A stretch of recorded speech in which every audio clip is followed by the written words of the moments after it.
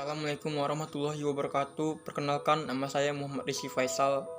Menurut saya merupakan ketua kelompok dari kelompok 4, di mana kelompok kami terdiri dari saya, Salman Lubis, Arinda Risna Siregar, Emia Pepeo Kalimbeng, Dona Jessica Gulu, dan Desi Brema Sefrina Ginting.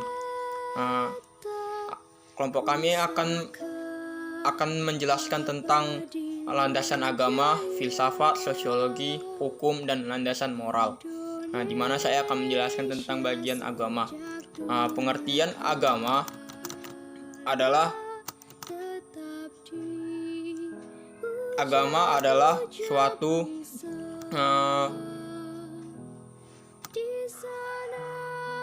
agama adalah ciri utama kehidupan manusia dan dapat dikatakan sebagai satu kekuatan paling dahsyat dalam mempengaruhi tindakan seseorang atau pola pikirnya. Beberapa definisi agama secara terminologi, diantaranya menurut Departemen Agama pada masa Presiden Soekarno yang diusulkan, definisi agama adalah jalan hidup dengan kepercayaan kepada Tuhan Yang Maha Esa yang berpedoman pada kitab suci dan para nabi-nabinya. Di Indonesia, agama di Indonesia ada agama resmi, yaitu Islam, Kristen Protestan, Katolik, Buddha, Hindu, dan Konghucu. Pengaruh agama bagi manusia dan fungsi-fungsinya yaitu berfungsi edukatif, berfungsi sebagai penyelamat, berfungsi sebagai pendamaian, berfungsi sebagai sosial kontrol, berfungsi sebagai pemupuk rasa solidaritas, dan berfungsi sebagai transformatif dan berfungsi sebagai kreatif, berfungsi sebagai sublimatif. Demikian yang bisa saya jelaskan. Selanjutnya akan saya lanjutkan kepada Salman Lubis. Kepada Salman Lubis saya persilahkan.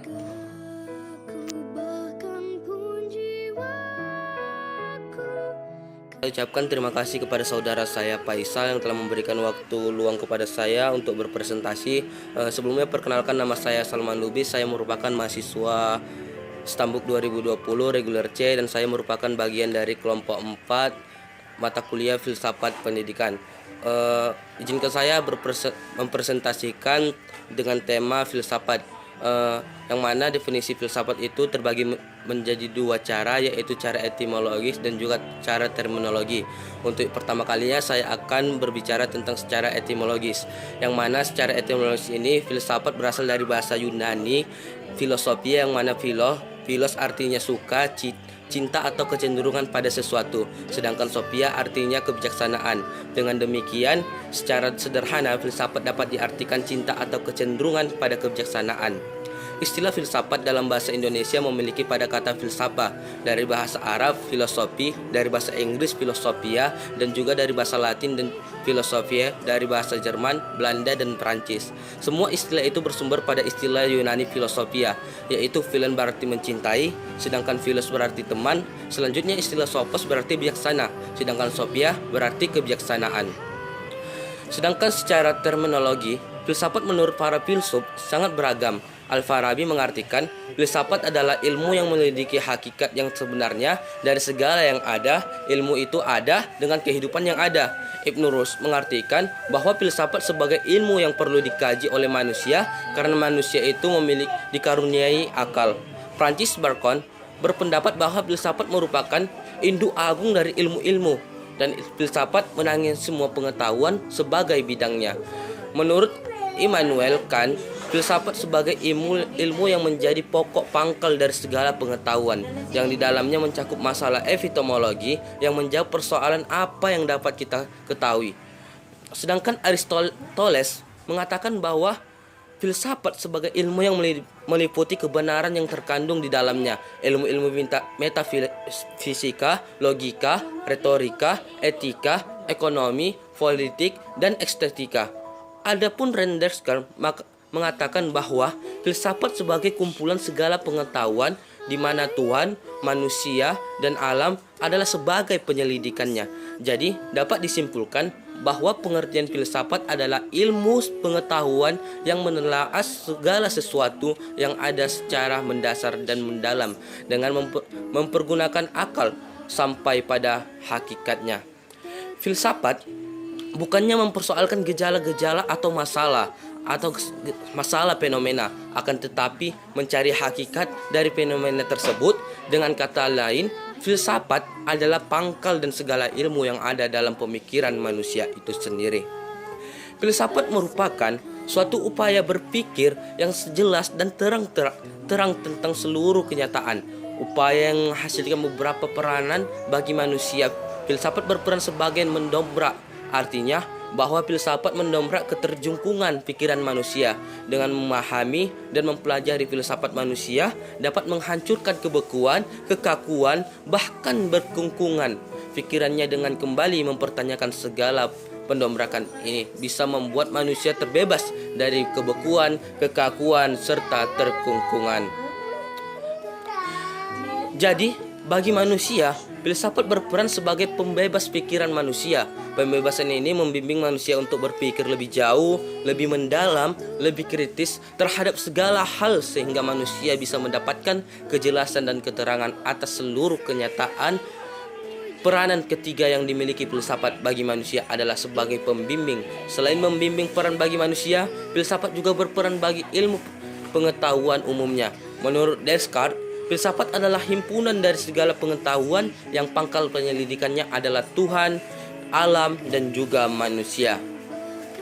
Dalam menjalani peranan filsafat memiliki tujuan menurut Plato, yang mana filsafat adalah ilmu pengetahuan yang berusaha meraih kebenaran yang asli dan murni. Tujuan filsafat adalah meraih kebenaran tidak seperti agama yang menyadarkan diri dan mengajarkan kepatuhan. Filsafat menyandarkan diri dan mengandalkan kemampuan berpikir krisis secara konkret. Manfaat mempelajari filsafat adalah filsafat menolong mendidik, membangun diri kita sendiri dengan pikiran lebih mendalam. Kita mengalami dan menyadari kerohanian kita. Filsafat memberikan kebebasan, kebiasaan, dan kepandaian untuk melihat dan memecahkan persoalan-persoalan dalam hidup sehari-hari. Filsafat memberikan pandangan yang luas, membendung akuisme dari akuintasme. Dalam segala hal hanya melihat dan mementingkan kepentingan dan kesenangan si aku. Filsafat merupakan latihan untuk berpikir sendiri, hingga kita tak hanya ikut-ikutan saja, membuntut pada pandangan umum, percaya akan setiap semboyan dalam surat-surat kabar, tetapi secara kritis menyelidiki apa yang dikemukakan orang, mempunyai pendapat sendiri, berdiri sendiri dengan cita-cita mencari kebenaran. Filsafat memberikan dasar-dasar baik untuk hidup kita sendiri, terutama dalam etika, maupun untuk ilmu-ilmu pengetahuan lainnya seperti sosiologi, ilmu jiwa, ilmu mendidik, dan sebagainya. Itulah tentang filsafat yang sudah saya presentasikan. Untuk presentasi filsafat tentang tema filsafat akan dibawakan oleh teman saya, yaitu Emie Limbeng. Kepada Emie kami persilakan. Terima kasih Salman, saya akan melanjutkan aliran filsafat. Aliran filsafat terdiri dari 4, yaitu aliran realisme, yaitu aliran dalam ilmu pengetahuan. Aliran ini memandang bahwa objek pengetahuan manusia terletak di luar diri manusia. Aliran ini dibagi menjadi 2 golongan, yaitu golongan realisme rasional dan realisme alamiah. Yang kedua, aliran rasionalisme, yaitu aliran filsafat yang memandang bahwa akal pikiran atau resiko adalah sebagai dasar pengetahuan manusia. Yang ketiga, aliran empirisme, merupakan aliran dalam filsafat yang tertuju pada keduniaan yang menentang sikap mementingkan dogma agama yang kaku. Dan yang terakhir adalah aliran positifisme yang merupakan aliran yang berorientasi pada ilmu pengetahuan alam. Timbulnya filsafat positifisme sebagai reaksi terhadap spekulasi teologis dan metode. Menjelaskan definisi sosiologi. Sosiologi terdiri dari kata sosios dan logos, yang sosios ini memiliki arti teman atau kawan, sedangkan logos memiliki arti ilmu atau pembicaraan. Sehingga dikatakan sosiologi merupakan ilmu yang mempelajari tentang kehidupan bermasyarakat. Adapun objek kajiannya berupa masyarakat itu sendiri dan memiliki hubungan timbal balik antara individu dengan individu, individu dengan masyarakat, bahkan masyarakat dengan masyarakat. Jadi dapat disimpulkan sosiologi adalah sebuah ilmu yang membicarakan apa yang terjadi saat ini di dalam lingkungan masyarakat. Akan dilanjutkan oleh teman saya, yaitu Dona Jessica Bulo. Saya persilahkan kepada Jessica. Fungsi dan manfaat sosiologi. Sosiologi mempelajari kelompok sosial dan gejala-gejala yang ditimbulkannya. Dalam hal ini, sosiologi mempelajari tentang kelompok-kelompok sosial, lapisan-lapisan masyarakat, proses sosial, perubahan sosial, dan budaya. Dalam hal ini, dikatakan sebagai kehidupan normal masyarakat sosial. Ada hal-hal atau gejala-gejala sosial yang tidak normal atau tidak dijangkau oleh masyarakat. Hal ini dapat mengakibatkan dan mengganggu ketenteraman dan keamanan masyarakat. Dalam masyarakat Indonesia sebagai negara berkembang, masalah sosial sangat penting dibicarakan agar dapat diatasi dan ditemukan solusinya. Hal ini dilakukan untuk mengetahui sejauh mana sosiologi berperan dalam pemecahan masalah. Contoh masalah sosial yang sering terjadi di masyarakat adalah kemiskinan, kejahatan, disorganisasi keluarga atau perpecahan, masalah generasi muda, masalah kependudukan, dan masalah lingkungan hidup. Bagian selanjutnya akan dijelaskan oleh Arinda. Terima kasih Dona. Di sini saya akan menjelaskan tentang hukum. Hukum adalah suatu norma yang di dalamnya ada sanksi. Hukum ada yang tertulis dan tidak tertulis. Hukum tertulis dapat mengatur berbagai permasalahan yang ada di dalam masyarakat, sehingga dikenal adanya hukum publik dan hukum privat. Penegakan hukum di dalam negara yang mengatur civil law system seringkali berhadapan dengan hukum yang tertulis, sehingga hukum tidak dapat mengikuti kebutuhan masyarakat. Secara garis besar, peranan lembaga peradilan. A. Peradilan umum berwenang menyelesaikan perkara perdata dan perkara pidana. B. Peradilan agama berwenang menyelesaikan perkara perdata di bidang tertentu. C. Peradilan militer berwenang menyelesaikan perkara pidana militer. Bagian selanjutnya akan dijelaskan oleh Kak Desi. Baiklah, di sini saya akan melanjutkan materi kita mengenai moral. Secara etimologis, kata moral berasal dari kata mos dalam bahasa Latin, bentuk jamaknya mores, yang artinya adalah tata cara atau adat istiadat. Dalam Kamus Besar Bahasa Indonesia tahun 1989, moral diartikan sebagai akhlak, budi pekerti, atau susila.